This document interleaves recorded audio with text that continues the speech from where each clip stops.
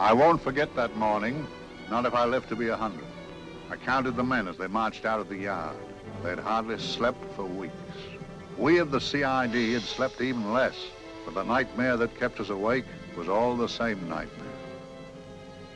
That's why we weren't surprised when the commissioner asked us up to the conference room for a bit of a talk. He'd talked to us plenty, we knew that. It didn't help any to know what was ahead of us.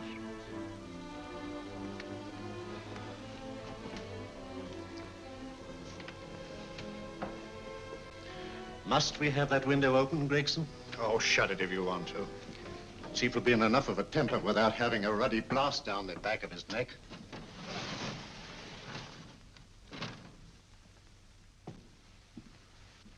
Gentlemen, the commissioner. Stuffy in here. Be seated, won't you? Gentlemen, if you wish to know what able men you are, read any of the works of popular fiction that glamorize your achievements, but don't, I beg of you, read the daily papers. They might give you an inferiority complex. I hate to mention it, but we're confronted with a series of the most atrocious murders since Jack the Ripper. And in the meantime, the CID might as well be playing at shove-hate-me for all the good we've accomplished. Now look. Here, here, and here. Each of these red flags scattered through the city stands for a woman brutally murdered, a woman's terror, a woman's death agony. These are no ordinary crimes. These are the works of a fiend who kills first and mutilates afterwards.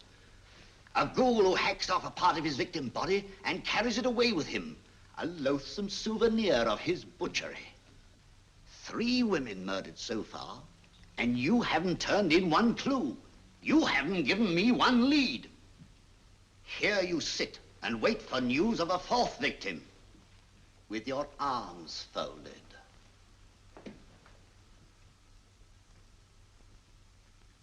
Well, we hadn't long to wait.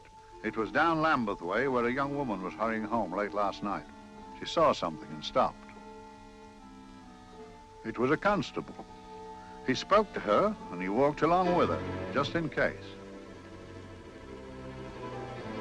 He saw her go down the stairway to the basement lodging where she lived.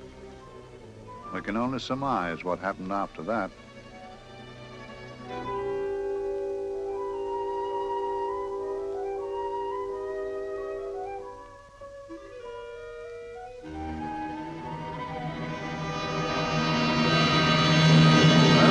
My pride in my pocket and went to see the man who'd so often helped out Inspector Lestrade and myself in the past, Mr. Sherlock Holmes.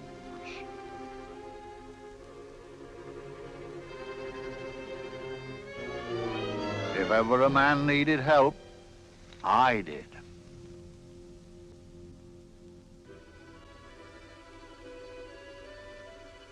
This makes 4, Inspector.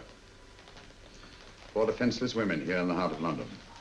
And everyone with the right forefinger hacked off. Not hacked, Inspector Gregson. Cleanly, expertly severed. The work of a skilled surgeon. That's our only clue. Much about the age of my sister's girl. Is there no way of stopping this, Mr. Holmes? Yes. There's a way, somehow. The fiend that did this. I promise. I promise. We've nothing to go on, that's the rotten part of it. We can't get far without knowing the motive. Well, at least we know what the motives were not. It wasn't robbery, nor passion, thanks be, nor yet vengeance. Because they all came of totally unrelated families. Steady, Inspector, steady. Sorry, Mr. Holmes. I don't turn a hair when it's a bloke that can look after himself. A little slip of a thing like that. Yes, it's horrible. Come on, let's get a drink.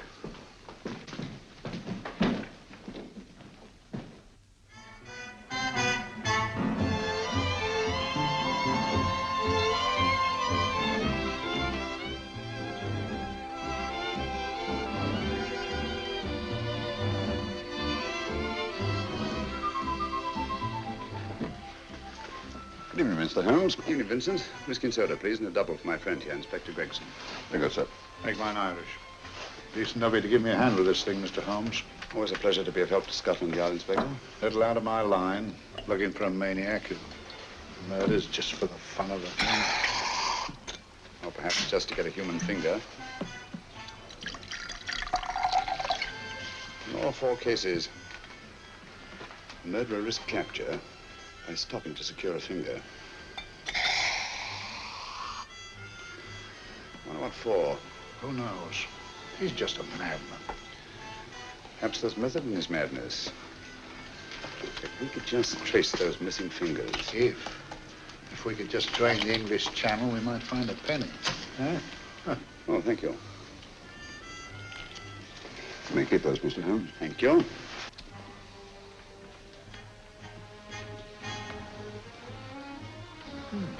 Sir George Fenwick, isn't it? Yes. Is that his daughter with him? Don't be so naive, Inspector. You know everyone, don't you, darling? Well, hardly. A week ago, I didn't know you. A week. How fast it's gone.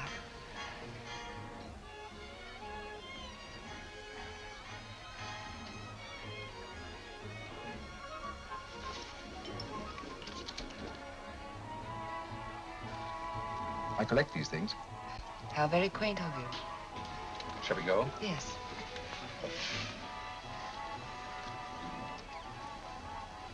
What are you looking at, Mr. Holmes? Looking at a very handsome woman. Not fond of the purple, but giving an excellent imitation. Would you like to come to my flat for a nightcap? Lovely idea. Yes, isn't it?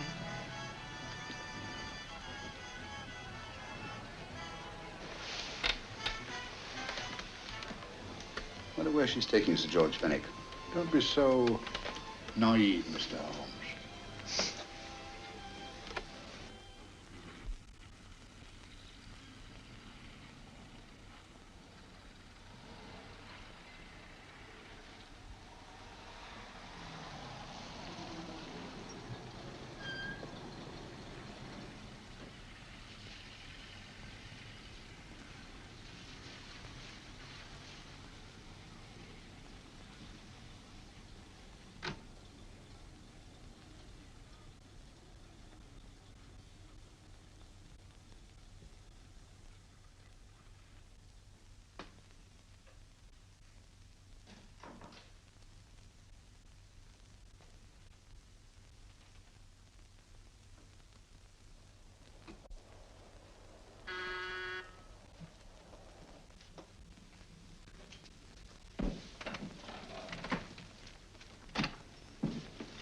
Good evening, Mum. Hello, Grandon. Any messages? No, Mum.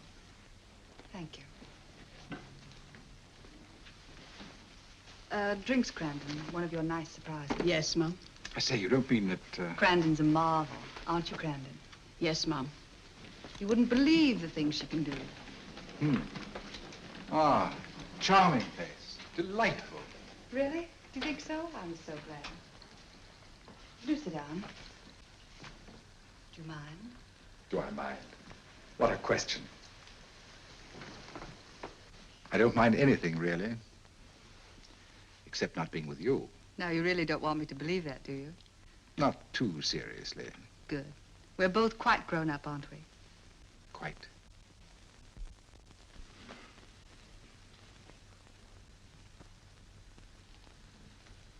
You're a treasure, Grandon.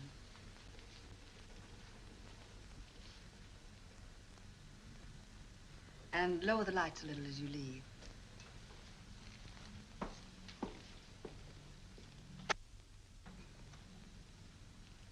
I prefer a more flattering light.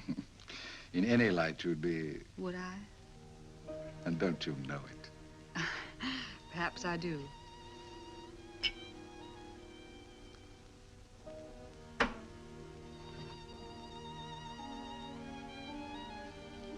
Oh, that priceless woman.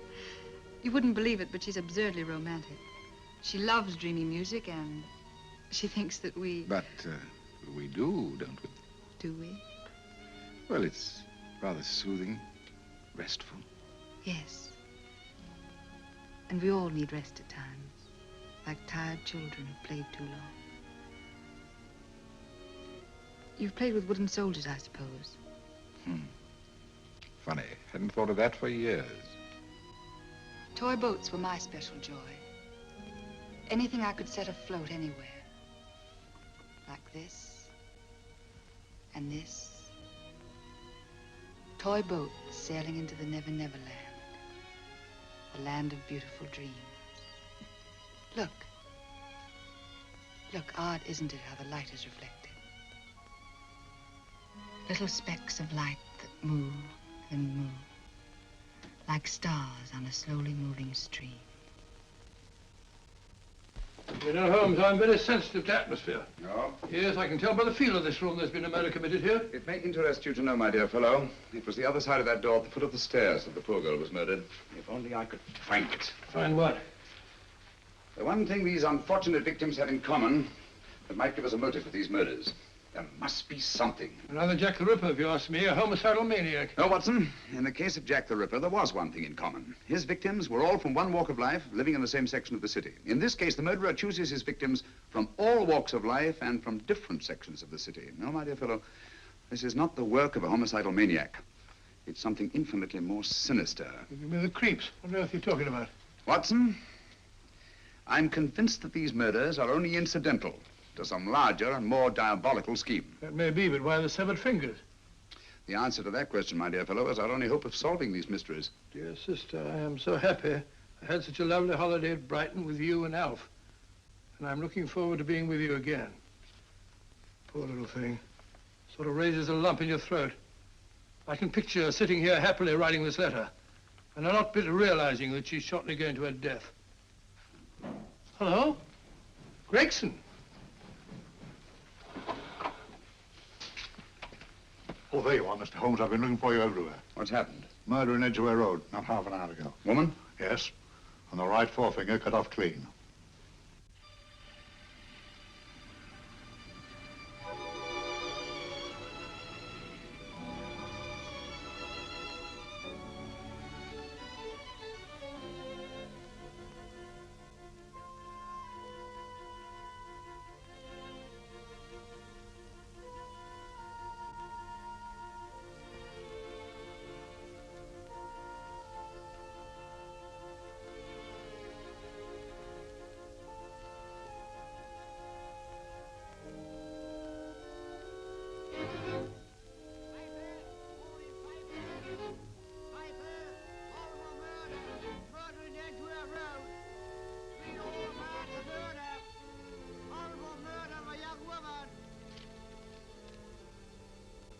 Piper! Horrible murder, Piper! All about the murder! Morning, Piper! All about the murder! Piper! Horrible murder! Another young woman found murdered, Piper, sir! Horrible murder, Piper! Piper! Read all about it! Get your Piper! Murder in Edgware Road! Horrible finger murder.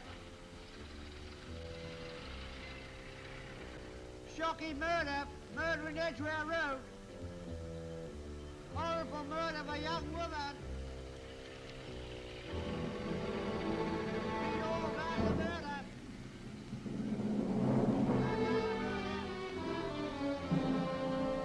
Only fancy, Mum. There's been another of those horrible murders. Dear, dear, how shocking. Yes, Mum. I really don't feel quite safe here myself. Oh, dear.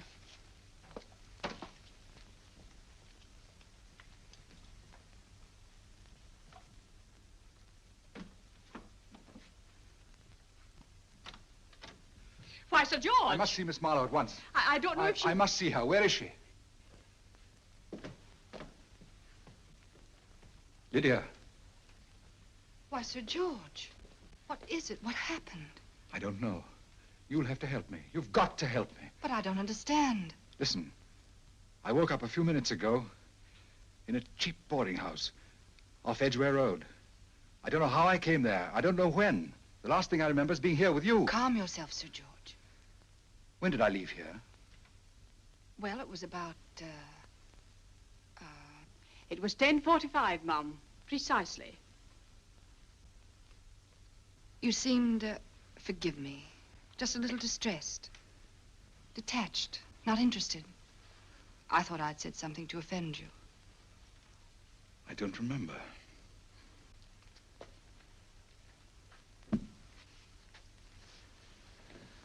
I can't remember. Tell me, has this happened to you before? Before? Well, there is such a thing as amnesia, you know. If it was 10:45 when I left you, it was 9 this morning when I woke. Over 10 hours lost. 10 hours that I can't account for. And in my pocket when I woke, I found... Here in my pocket. That isn't... Oh, it's not for you, of course. It can't be. Excuse me, Mum, but there's a man asking to see the gentleman. Send him away. Yes, Mum. No, please. I'll see him.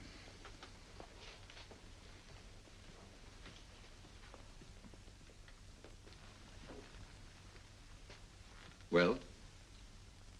Delightful room. Not much like the place you woke up in this morning. You followed me here? Yes. Are you a detective? Oh, no. Quite the contrary. Don't be afraid, Sir George. You know my name? Oh, yes.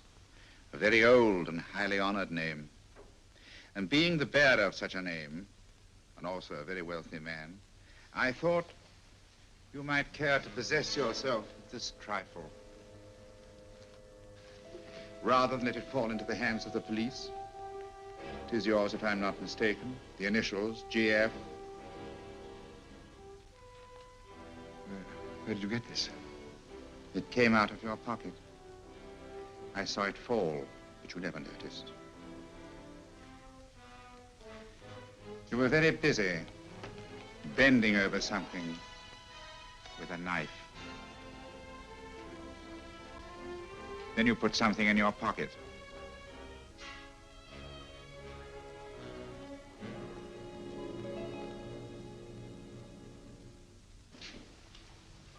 Come along, Holmes, come along, come along. How many more talismans, I tell you? You're missing a treat. This is delicious. Little jam tarts to follow. Aren't you tempted? You and your flesh pots. They tell me that fish is good for the brains. Brains, I haven't any. You realize that a whole day and a night have gone by since that bestial affair in Edgware Road? I'm as much in the dark as ever.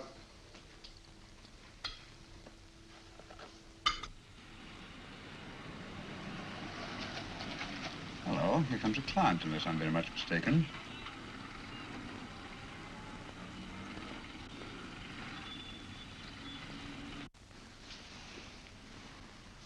Well, attractive.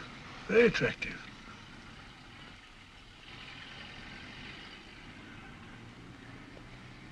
Obviously, she left home under the stress of some very great emotion. How do you know that? She isn't wearing any gloves. A startling omission in a young lady of fashion. No, she didn't put her coat on. Open car, too.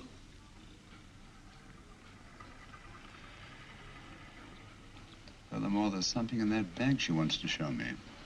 What makes you say that? The bag doesn't match her dress, indicating it was picked for size rather than style, to accommodate some bulky object. You amaze me, Holmes. What do you mention, my dear fellow?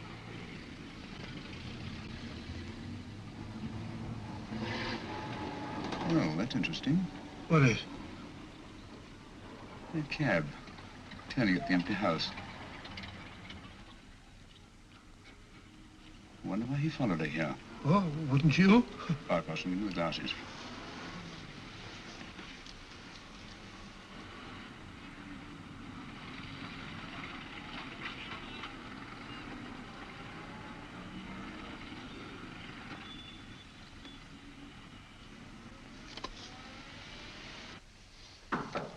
Well, we shall soon know. Yes, Mrs. Hudson? It's a young lady, sir. Most urgent. Ask her to come in. Go right in, miss. Mr. Holmes? Yes, this is my friend, Dr. Watson. How do you do? How do you do? Mr. Holmes, you must excuse me, please. Yes, well, won't you sit down? Come along. May I? It's quite all right. Thank you.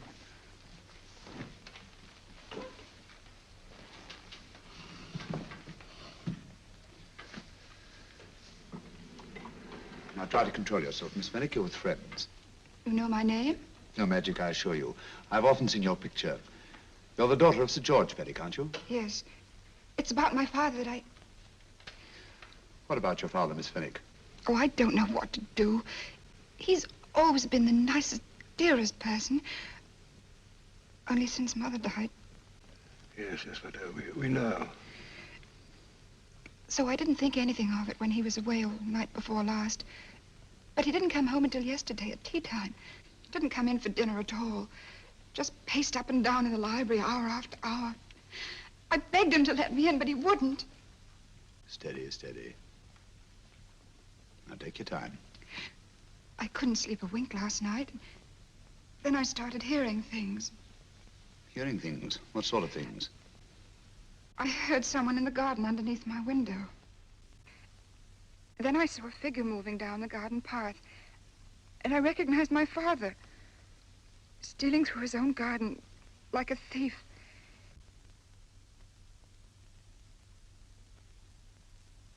He had a spade in his hand.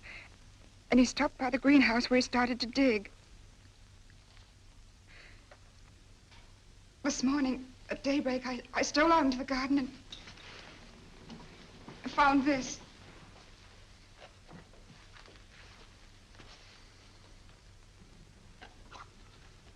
A finger. A human finger. Ring up Scotland Yard, will you, Watson? Ask them to get hold of Inspector Gregson and tell him to meet us at once at George Fenwick's house, Kingston. Operator, get me Scotland Yard quick. Where's my father, Norris? He's still in the library, miss. Thank you. We'll see him right away. Will you come with me, please? Thank you. I got your message, Mr. Holmes. Yes, indeed. Dad, may I come in? Dad. It's funny. He doesn't answer. Do you mind? Please do. Thank you. Watson, quick. Oh, Come along, no, my dear. no. Take charge, Miss Fenwick, please. Sorry, sir. No, miss, please. Please come along with me.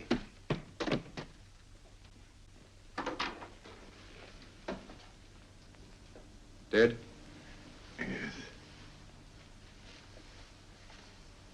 What do you make of it, Doctor?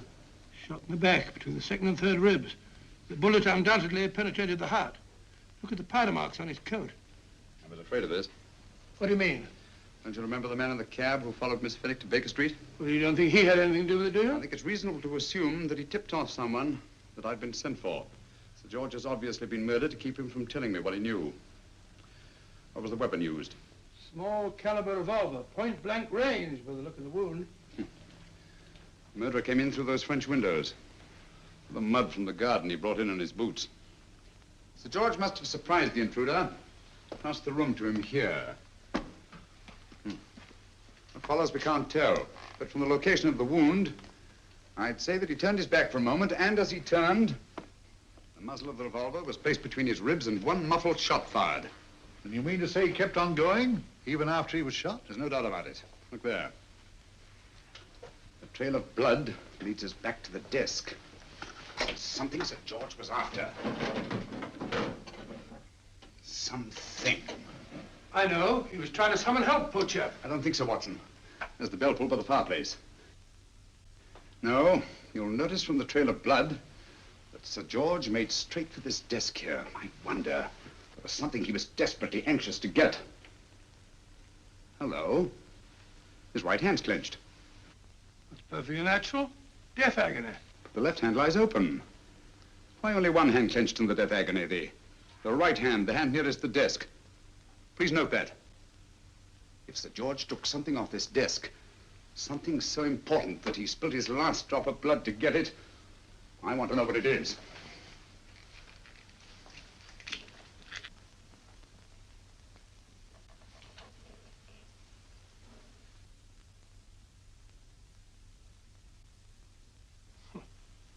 Nothing but an ordinary match folder. Where does that lead us? I imagine to something very important, Gregson. This match folder's from Pembroke House. Why shouldn't it be? He was there, you know. We saw him yesterday. Yes, but the effort he made after he was shot to get hold of this match folder. It's just possible he wanted someone to remember Pembroke House. He may have wished to recall it to someone who saw him there. Someone who, like ourselves, saw him with a woman.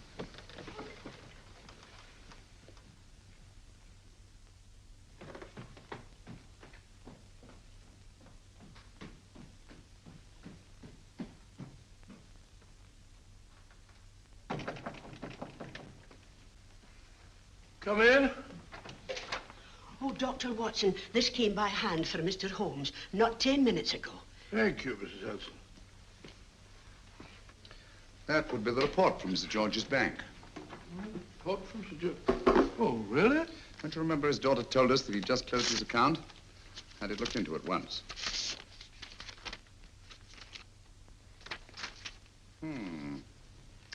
He drew out his entire balance in cash, nearly £10,000, yesterday, just after that young woman was murdered. What does that suggest to you, Watson? But he paid it out to someone. Precisely. I smell the faint, sweet odor of blackmail. You don't think he paid it out to someone who saw him murder the McLean woman? Sir George never murdered anyone. But he did have that woman's finger, and he empty did have and pay out a lot of cash. That's the terrifying part about blackmail, Watson. The victim is afraid to fight the accusation, no matter how false. Once the accusation is made, his name is smeared, and sometimes his life is ruined. Well, Sir George didn't commit these murders. What fiend did? I rather think they're not the work of any one man. Oh, come, Holmes. You don't expect me to believe there's a whole organization going about killing people and chopping off their fingers? No, it's possible, quite possible. Well, whoever's behind all this thing must be out of his mind. On the contrary, my dear fellow, if my assumptions are correct, this little scheme has behind it the most brilliant and ruthless intellect the world has ever known. You don't mean Professor Moriarty? I do. Oh, steady, Holmes. You've got him on the brain. This is the third time in as many months you've suspected him of unsolved crimes. He's dead, you know. Is he? Is he? You know he is. He was hanged in Montevideo, well, over a year ago. I know that someone was hanged in Montevideo under that name. But I'll stake my reputation that Moriarty is alive and here, now, in London. Hello? Yes, but Dr. Watson, wait a minute. You me? Oh, yes? This is Dr. Watson speaking. No, I'm afraid I've retired. I don't practice anymore. What? Oh, that's a different thing. An emergency case. Well, just a minute. Yes? Yes, well, see, she's not moved. Remember that? Don't touch her till I get there. Fractured case in McCardle's Mews. Heavy woman. 14 stone. Look at dust. 14 stone. Just the sort of person who would hoist herself up on a stool to feed the canary. There ought to be a law against fat people keeping little dicky birds. Well, so long, old man. I shan't be very long. Haven't used that bag since I brought little Amelia. What's her name in the world?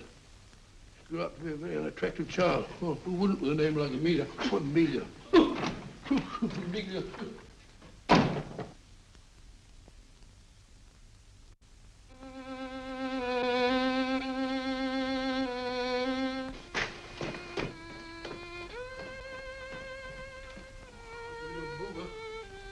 People so stupid about accidents.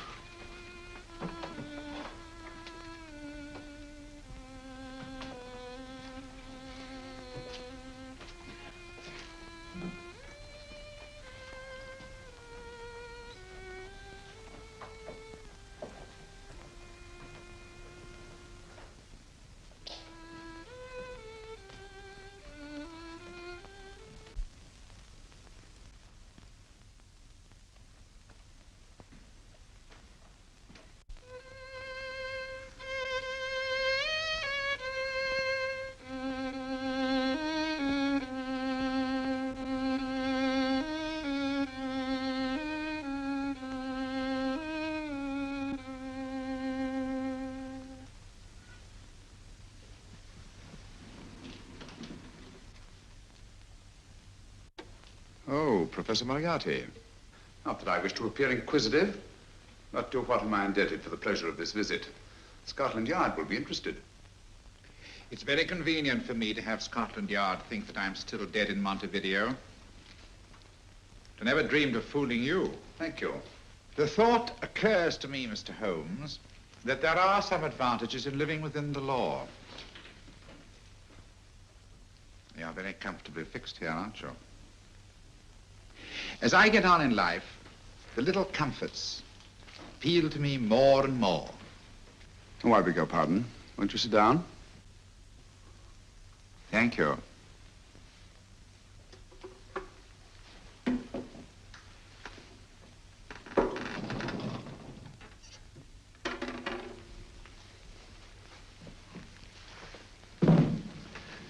And now, Professor Moriarty, what can I do for you? Everything that I have to say to you has already crossed your mind.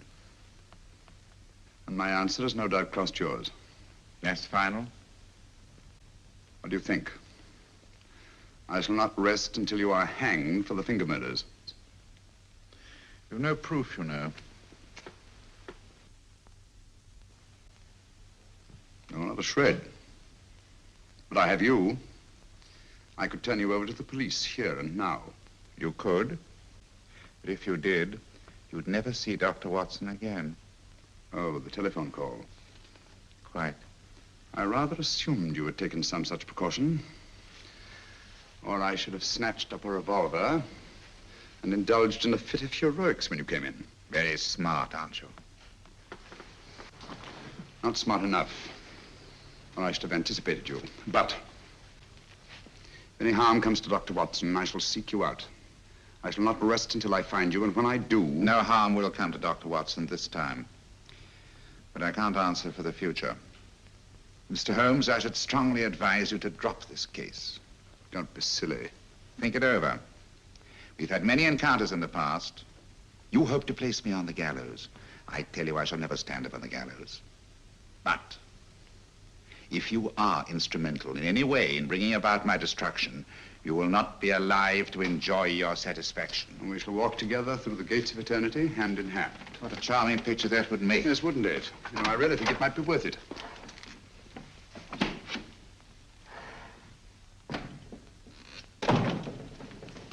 Shoelaces, Governor? Tuppence a pair.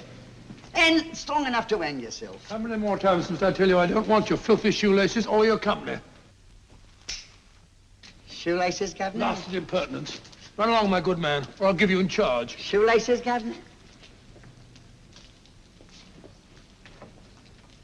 Shoelaces, Governor? Help a poor bloke. What's only got one arm? Any luck with Mr. Holmes? You can read his obituary in tomorrow's papers.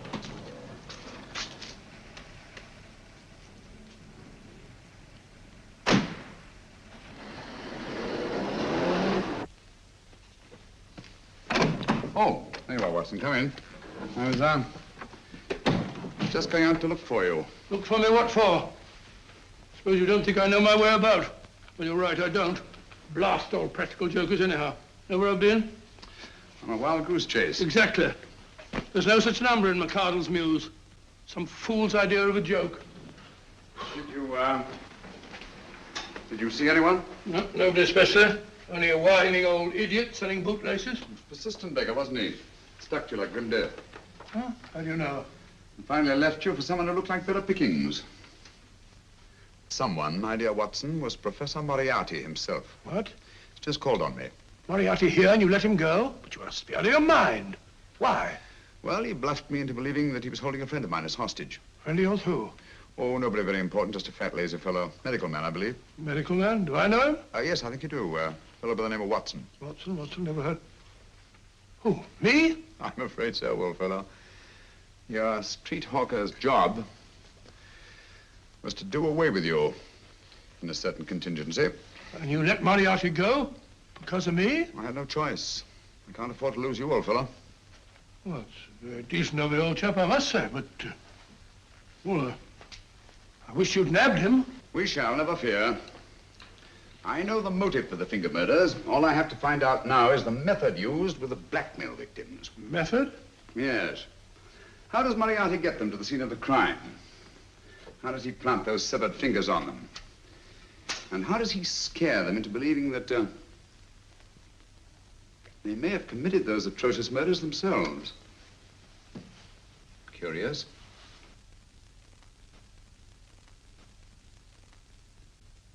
Very curious. Huh? Curious? What's curious? That window in the empty house across the street. First floor front. Huh? What's wrong with it? It's open. Why shouldn't it be open? Well, it wasn't open half an hour ago. I'll stake my life on that. Well, it's not our business. Let it stay open. I wonder if you'd go over, old fellow, and see what's the matter. Oh, trespassing. Against the law.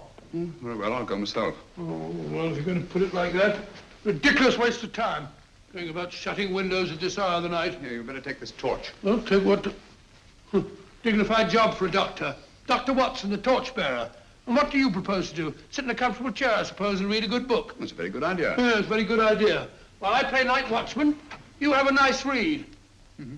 Good night. Have a good time. Have a good time? What do you mean, have a good time?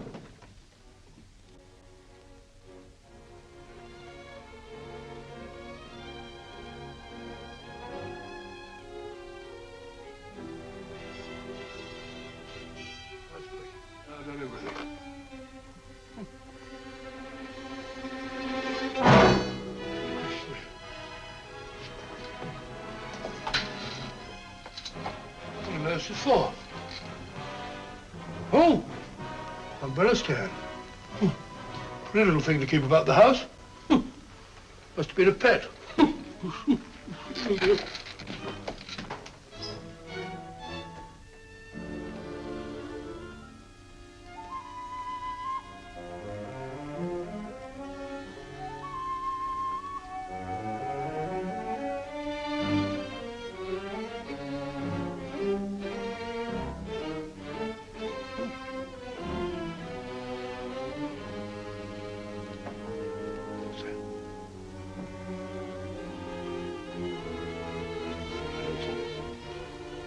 Rat rubber.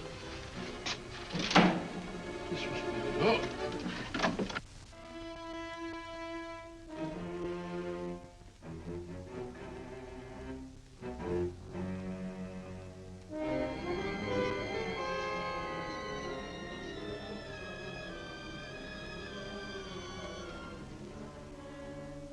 Well, he sits comfortably reading a book.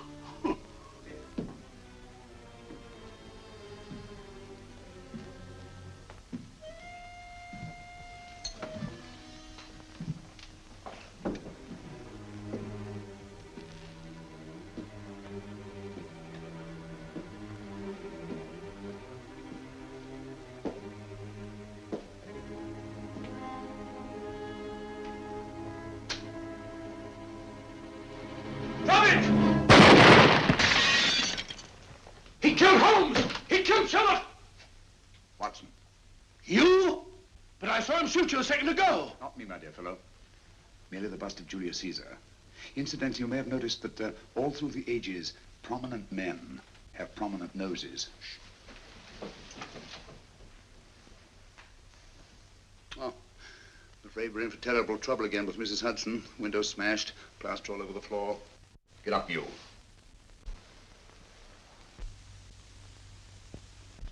Corporal Williams, Middlesex Regiment.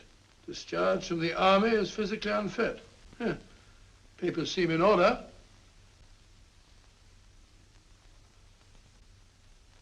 Now, Corporal Williams, you've seen service in the Far East, haven't you? The East? I thought so. Look at his complexion, Watson. Yellow as saffron. He's been taking atabrine. Cure for malaria. Sniper, aren't you? Sniper. Hmm. Why did you try to kill me? I had to kill him. I had to. Oh, snap out of it. Stop it, Watson. He's shamming. No, he isn't. Who told you to kill me? She told me. She told you? She told me I couldn't miss. Well, luckily you did miss, you murderer. Isn't a murderer, Watson. Listen, Corporal Williams. She told you you had to do it, didn't she? I had to do it. I've got it, Watson, I've got it. Got what? The method used in the finger murders. Well, what is it? Hypnotism, my dear fellow, hypnotism. And it wasn't against his nature, that's the devilish part of it. They picked a man for their purpose whose job was sniping. Who are they? Professor Moriarty and his finger murderers. Williams spoke of a woman. I think you'll find that she asked him home tonight for a drink. Nice quiet rooms, soft lights, music. You got it all pat, Mr. Holmes. What's the lady look like? Oh, up 30, nice figure, blonde, lustrous eyes. Oh, really? Got a phone number? Oh, so? Williams will give us her address. Look after him, Gregson. Don't let anyone come near him. He's our key witness in the finger murders. Well, I hope you're guessing right, Mr. Holmes. Get up, Williams. Now, go with Inspector Gregson anywhere he tells you. Come on. Yeah. Ring me as soon as he comes to himself, will you? I will. Good night, gentlemen. Good night. Well, if you believe that fellow Williams was hypnotized, I suppose you think Sir George Fenwick was hypnotized, too. Yes, I'm quite sure of it. Have a cup of tea? Thanks, old boy. Nothing to eat. Well, why didn't these people make Sir George do the murder himself? Because they didn't want to get him hanged. They wanted to blackmail him. Well, who do you think the actual murderer is? One of Moriarty's gang. A diabolically simple technique. Kill a woman. Yes, but why cut off the fingers? My dear fellow, don't you understand? The severed finger is what links the blackmail victim to the murder. He wakes, finds the grisly thing in his pocket.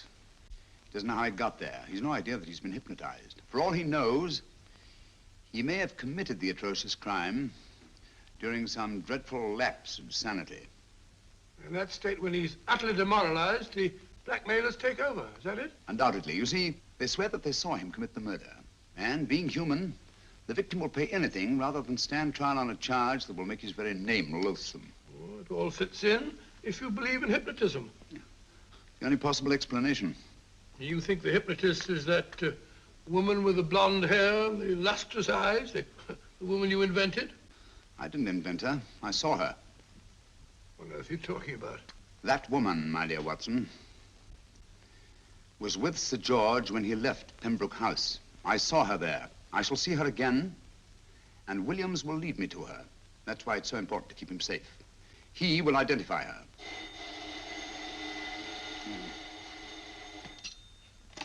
Hello? Yes? Inspector Gregson? What? Well, get every constable in the district. Yes, I'll be over at once. What's happened, Holmes? Williams is missing. Great Scott! Come on.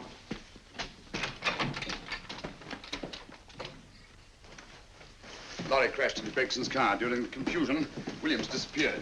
Escaped, eh? No, kidnapped. To keep him from talking when he came to. You don't think that Moriarty... Moriarty? Anything is possible.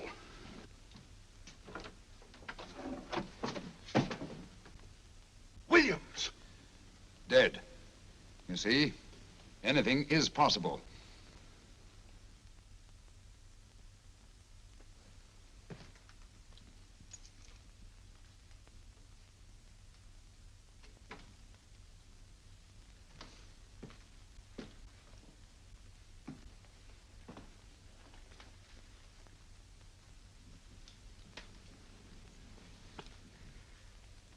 Oh, good morning, Professor Moriarty. You startled me. I'm dressing another dolly, a dear little nurse. Is there anything wrong with your finger? Just a splinter. Nasty thing, splinters. Most trying. One can't be too careful, but I'll get it out for you. I have the very instrument to help you. Sharp enough to split a hair. Put those tools away until they're needed. But they're not tools, sir. They're instruments. Put them away. Is Lydia in? Yes. But really, you should let me. Get dressed. Holmes and Watson just left Baker Street for the Mesmer Club. Mesmer Club? The meeting place of all the top hypnotists in London. Do you suppose that Mr. Holmes is onto our method? If he suspects, it's merely a suspicion. It's our business to see that it ends there. I hope you're right. Williams passed away before he could talk, remember? What do you want me to do? Go to the Mesmer Club, meet Holmes, and induce him to come back here. Isn't that a bit dangerous? Every meeting with Sherlock Holmes is potentially dangerous. However, you say he didn't see your face at Pembroke House. And how would you suggest I get Mr. Holmes to accompany me here? Kidnap him? Oh, no. Holmes has one weakness, his insatiable curiosity. If you can arouse that, you can lead him anywhere. It's up to you to take advantage of any opportunity that may arise. This way, please, gentlemen. I'll tell Dr. Onslow that you're here. Thank you. And this is the Mesmer Club. If you ask me, hypnotism is a lot of mumbo-jumbo. Oh, come now, Watson. As a medical man, you must admit that hypnotism has its place in modern science. That may be, but 90% of hypnotists are crooks of the worst kind. Nothing more than a lot of charlatans exploiting weak-willed morons. Ah, Dr. Onslow, I believe. Happy to meet you, Mr. Holmes. Your brother Mycroft suggested I might be of help to you. He's a valued member of our little group of charlatans and crooks. Oh, beg your pardon, sir. I didn't know you were listening. Behind the curtain. My friend, Dr. Watson. Oh, delighted. How do you do? I wonder now, you see, we're in the midst of a little experimental session at this very moment. If you'd care to join us. Oh, certainly, certainly. That'd be very instructive. Oh, well, will you follow me? Thank you. Why should I know that way behind the blasted curtain? In treating his patients. But today, the therapeutic value of hypnotism, as we now call it, is conceded by innumerable physicians. Especially is it of value in surgical cases where the administration of local or of general anesthetic is inadvisable. Inadvisable poppycock. Oh, sorry. For the sake of latecomers, I may say that I have placed this subject under profound hypnosis. In this condition, he can feel no pain, even under applications which normally would be excruciating. Excruciating? You excuse me, please. Carter, you are having a peaceful sleep. You feel nothing. Your arms and your hands are without sensation. Mowbray, the long needle.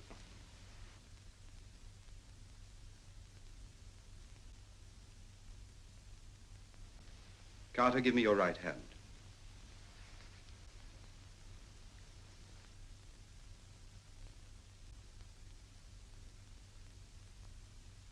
As you observe, the needle has been thrust completely through the subject's hand. No feeling, no pain. This lack of feeling is the one infallible test of profound hypnosis. Nonsense. Fellow's full of drugs. Well, isn't he? Definitely not, Doctor. Wake up, Carter, wake up. You feel well and rested, remember. No pain anywhere. Wake up, wake up. I say, when are you going to begin? All through, Carter. Stand up. This way, sir. And, are these all the people that come here? Oh, no. Others keep dropping in all the time. I suppose it's all right for those who believe in it, but of course, I'm a professional man myself. Then you don't believe in hypnotism, Dr. Watson? I don't deny that there are certain types of hysterical, feeble-minded people who go under if you point your finger at them. But anyone with an ounce of character... How right you are. You see right through our little artifices, don't you, Doctor? Right through, my dear sir. Right through. Quite so. But with the feeble-minded, as you say... excuse us, Mr. Holmes. Certainly. Step over here, won't you? Certainly, sir. Anything to oblige. Let me show you how easily we charlatans take advantage of them. Now, sit down, Doctor. Now, we set a thing like this in motion. It's wonderful, the attraction on the feeble-minded, of course. The continuous motion, if they just let themselves follow it. Of course, you could stare at it till doomsday, Dr. Watson, with no effect at all. Still, it might make you a little drowsy, like the white ribbon of road at night when you're driving. The rhythm is smooth, unbroken, and the road goes on and on, round and round, always the same, winding and winding. And you're drowsy, you're tired. Let the road come into you, as it were. The long road, the smooth road, the road to sleep. Sleep.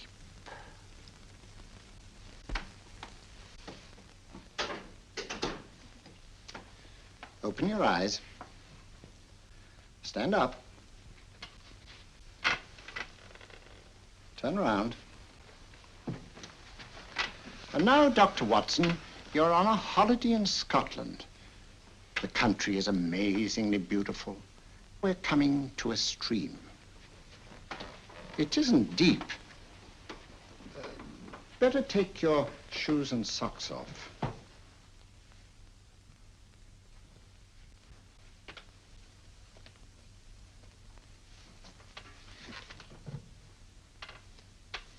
Roll up your trouser.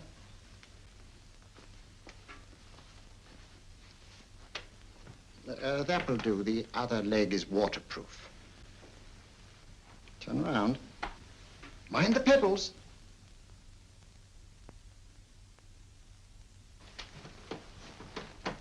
Sit down.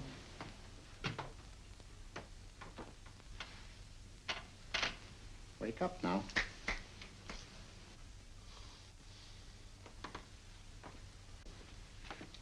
Yeah, you see? What did I tell you? It didn't work with me. Why, nobody with an ounce of character.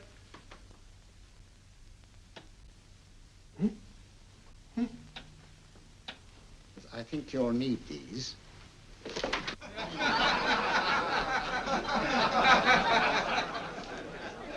Nothing to laugh at. Watson, she's here. Oh, the woman you're looking for? Yes, I'm going to meet her. Perhaps I can induce her to take me to Moriarty. Do you think it's wise, Holmes? May not be wise, but it's essential. After all, I've held me on with Moriarty in the past. But isn't it dangerous? She might be a hypnotist. My will isn't stronger than hers. I deserve to be hypnotized. Shh. I feel I must protest, Dr. Onslow. I was told this was a gathering of serious students of a great science, and I find myself in a company of buffoons. Oh, my dear madam. Elliots and Esdale Braid. Were those men martyrs for the truth, that you may laugh over your childish, cruel tricks? I must say I'm in complete agreement with you, madam. This was most unnecessary performance, Dr. Onslow. Beg your pardon, sir. My name is Holmes, Sherlock Holmes. At your service, madam. Thank you, Mr. Holmes. I'm afraid I've created a rather embarrassing situation. But you see, I'm interested in the serious study of hypnotism. So am I, too. Perhaps we have something in common, Mr. Holmes. Perhaps we have. Would you join me for a cocktail at Pembroke House? I should be delighted. Good.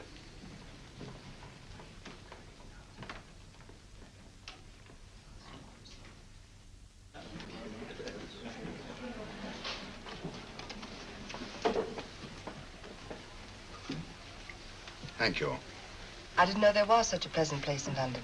It was so nice of you to suggest our coming here. I thought a little pick-me-up would do us good. You mean you thought I looked... I like the way you look. Thank you. I suppose I did lose my head a little at the Mesmer Club. But you see, hypnotism is almost a religion with me. I know so well what it can do to help, heal.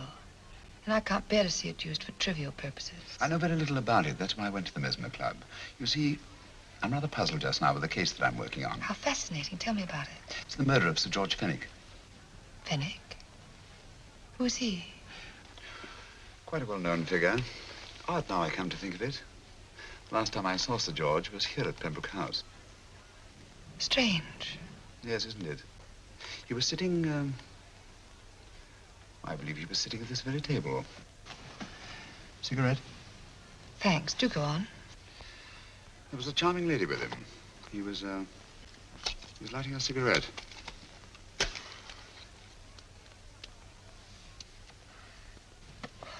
Charming. Did you see her face? No worse luck. Merely her back. How unenterprising of you. Yes, wasn't it? Afraid I'm getting a little older. I shouldn't say so. That's nice of you. Still, the first time in my life, I've got hold of a case that's beyond me. I'm actually losing sleep over it. You know, Mr. Holmes, I believe I could help you. Really? I should be very grateful. You're amused. Oh, merely skeptical. How would you go about it? I've used hypnotism more than once in healing. Not for profit. I'm not a professional. But I do think I could help you. If you'd care to... I can't think of a pleasanter experience.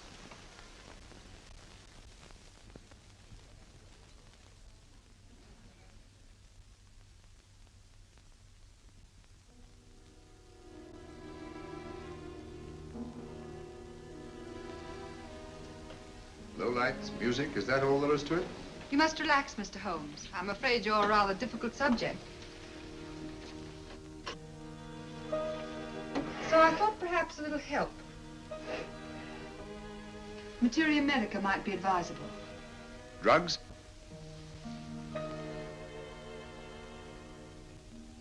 No, I'd rather not, if you don't mind. As a matter of fact, I'd rather not myself. But Schrenk-Notzing, he practiced in Munich, you know. Believed it the best means for difficult subjects. Do you mind? Well, as a matter of fact, I don't approve of sedatives. Just as you wish. We don't have to go on with this at all, you know. Wait a minute. Wait a minute. All right. I'll take a chance. It's really quite harmless. What is it? Cannabis japonica, an oriental soporific. You need water.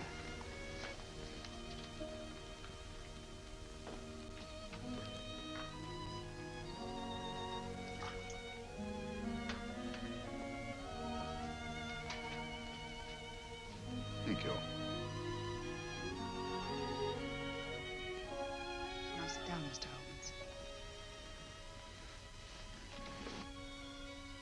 Holmes. You'll feel yourself growing drowsy. Don't fight it. Give in to it. Because you do want to sleep, you know. Just fix your eyes on this one white flower floating on the water. Empty your mind of every other thought. Follow the motion of the water. So smooth, not a ripple. Waters of forgetfulness. Steady, deep, strong. Strange, isn't it? How the light is reflected. Little specks of light that move and move.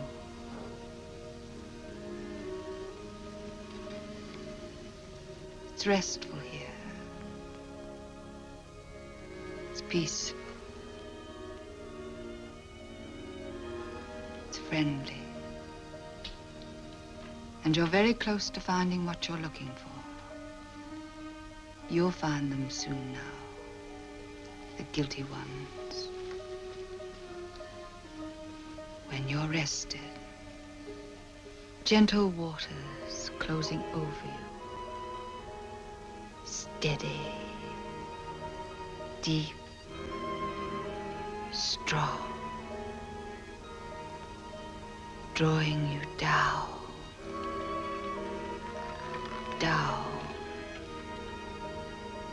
down.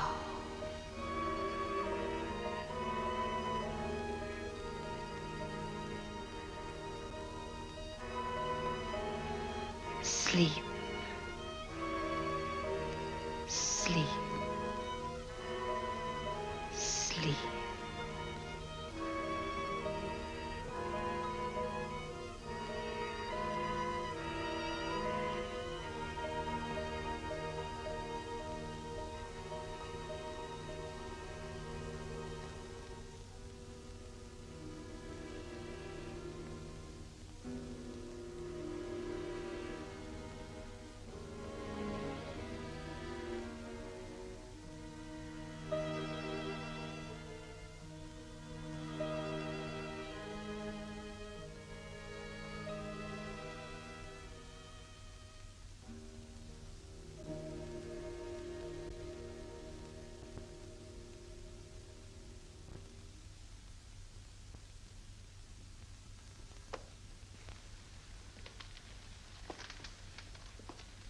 Here he is, Professor Moriarty. Stand up, Mr. Holmes.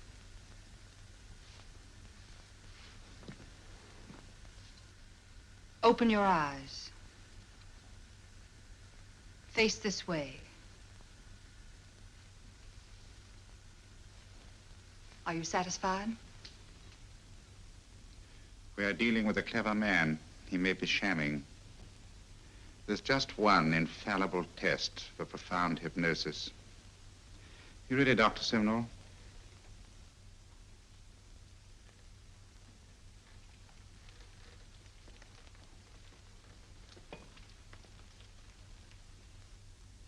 That will do, Doctor. He couldn't fake insensibility to the knife. I congratulate you, Lydia. Turn round, Mr. Holmes. Now walk to the desk.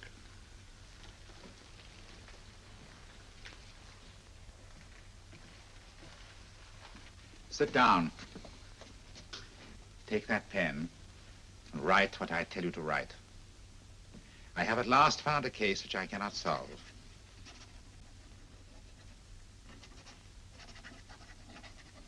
I have outlived my usefulness. Therefore, I have decided to end my life.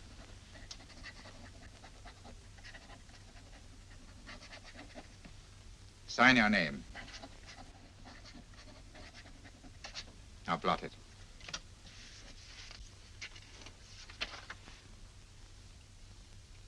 Fold it up and put it in your pocket. Come, Mr. Sherlock Holmes. Go out onto the terrace. But it won't look like suicide, sir. I'm sorry, but Mr. Holmes' injuries must all be self-inflicted. Let's walk a little, Mr. Holmes. It's so pleasant here in the garden. Just step up here onto the terrace. It's a nice, broad terrace. Now turn to the left and walk slowly to the end of the terrace.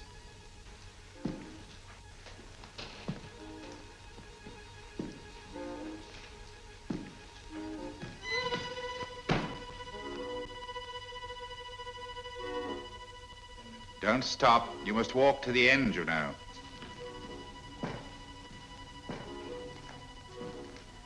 The end leads to an open doorway. You can pass through it in perfect safety.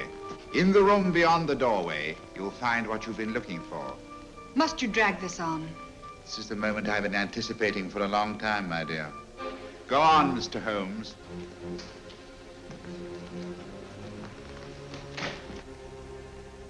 Through the open doorway, you will find the man responsible for the finger murders and the death of Sir George Fenwick. Professor Moriarty. Holmes! Stand still. What a beautiful view, Watson. I'm quite enjoying it. No, you're not. You're hypnotized. You're under a spell. Stand still. Don't move. Steady, Holmes. Steady does it. Stand perfectly still where you are. Nonsense, Watson. You don't know what you're doing. Of course I know what I'm doing. You mean you're not hypnotized? Certainly not. Then get off the wall, you idiot. Oh, look out! Holmes! Oh, Dear fellow. What were you doing up there? Holding the fort until you arrived. What kept you? Well, I ran into a spot of trouble on my way to Scotland Yard. I was arrested for exceeding the speed limit. Your luck seems to hold, Mr. Holmes. Well, I'd hardly call it luck, Professor. You see, I substituted a drug of my own for the one that this dear lady pressed on me. You are clever, aren't you? A drug that, although it leaves the subject conscious, renders him quite insensitive to pain. That accounted for my lack of reaction to Dr. Simnel's knife. Well, Gregson, quite an impressive haul. Even Inspector Lestrade himself couldn't have done any better. Thanks, Mr. Holmes. Take him away. All right, put her in the van. I was right, Mr. Holmes. You are a difficult subject. Thank you. And now, Professor, our score is settled. Au revoir until I see you on the gallows. The rope has not been made that'll go around my neck. Come on.